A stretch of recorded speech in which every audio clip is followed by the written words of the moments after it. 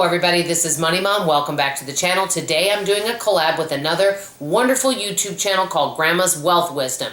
Grandma's Wealth Wisdom is a wonderful channel that teaches all about entrepreneurship. So you'll definitely want to check them out. They have a lot of original and unique ideas, and I'm learning quite a bit from them. So let me get started and tell you what today's topic is. It's all about being financially independent. I'm going to talk about a lot of different scenarios with this. First of all, I was very confused about what financial independence actually meant. And so I did a little bit of research on this. So I'm going to talk to you guys about the mistake that I made and what I thought financial independence meant, and also some ideas on how to attain it. So let's get into it.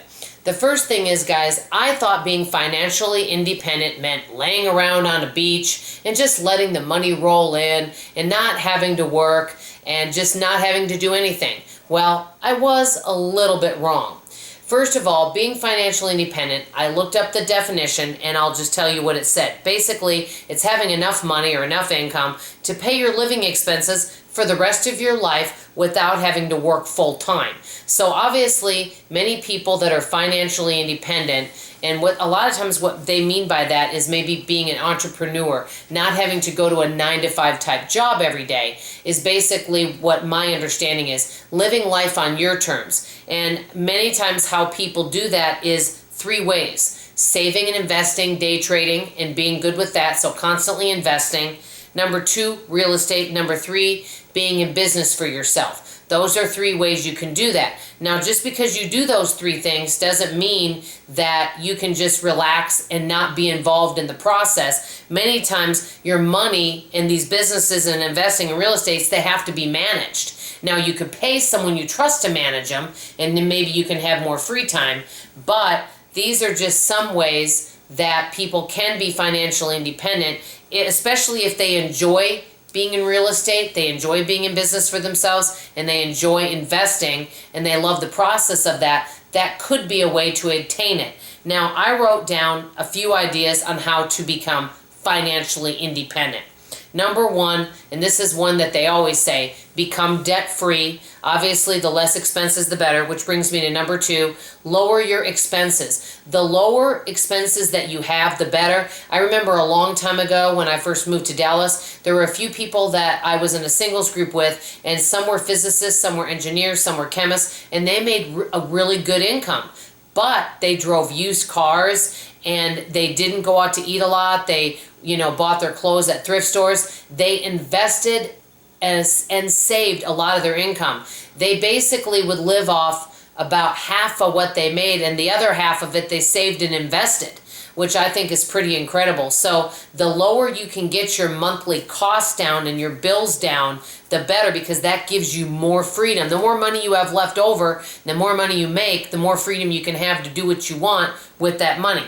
Number 3, there's all different kind of investing. As a matter of fact, I have a dear friend that is really into day trading and loves it. Don't know if any of you do day trading. To be honest, I'm not knowledgeable about that. But any kind of investing, real estate, owning a business, all of that. Number 4, and we know this one's good, multiple streams of income or increasing the income you have. And number 5, passive income. And that means, YouTube could be considered passive income because you can make money on videos that you put up a long time ago. So that could be considered passive income.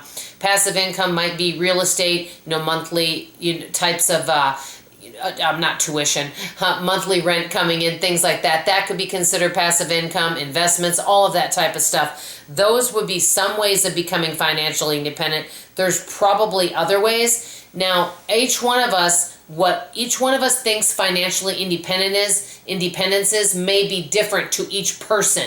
So financially independent to one person may be very different than someone else. So one person may think, I'm financially independent because I'm doing what I love.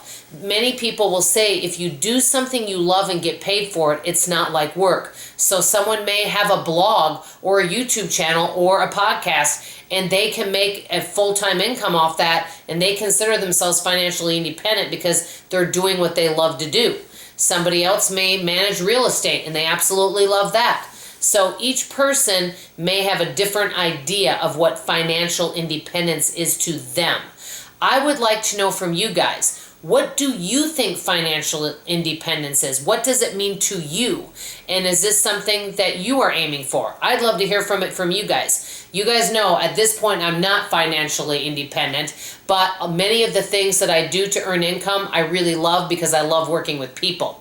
So when you're done watching this video, please go over and check out Grandma's Wealth Wisdom and watch what they have to say about it, because they probably have a different take on it than me. And I think the more knowledge on the topic and the more life experiences, the better. That's all for now. This is Money Mom signing off, and as always, I love you. Bye-bye.